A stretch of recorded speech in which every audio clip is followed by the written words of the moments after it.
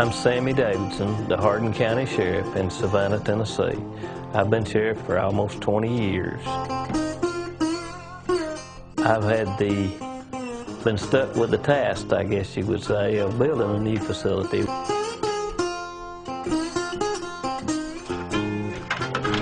What we're going to do, we're going to do a walkthrough of the Hardin County Correctional Facility.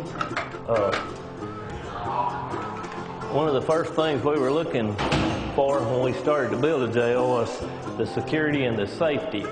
And that's not only safety for the employees, but for the inmates. I can remember in the old jail that we moved out of, every person in that jail, they were permitted to visit each week. A correctional officer had to remove that person from the jail cell, bring them up to visitation, wait on them to visit, and then carry them back to the cell and make sure they were locked down properly. Anytime you move an inmate, well, there's a chance of something happening. One of the most dangerous times that you might have to deal with an inmate would be after they have visited with either a loved one, a girlfriend or a wife, and they get bad news from a family member, and you have to remove them from visitation and carry them back to their cell.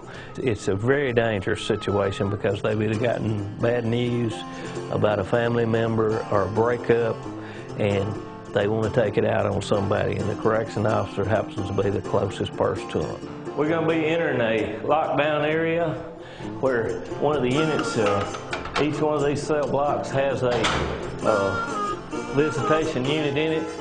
An inmate can visit without ever leaving the cell block area.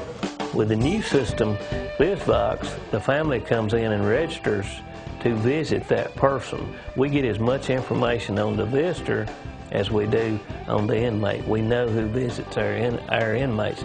We set up a time for them to come back. They come in and tell the receptionist they're there for the visit. Okay, thank you. They go into the visitation room, and their loved one comes up on the screen and simply pick up the receiver. And they visit. It automatically cuts itself off in 30 minutes and visitation's over. And we have virtually left the correction officers to do other jobs in the jail.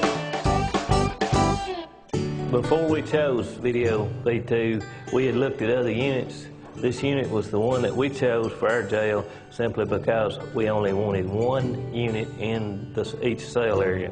It is a video visitation. It is also a telephone.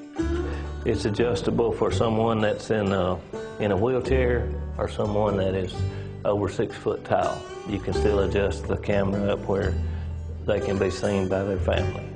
So one unit does everything that you need for a facility. When we started the idea of building a jail, I was worried about the cost and how I would present that to my county commission.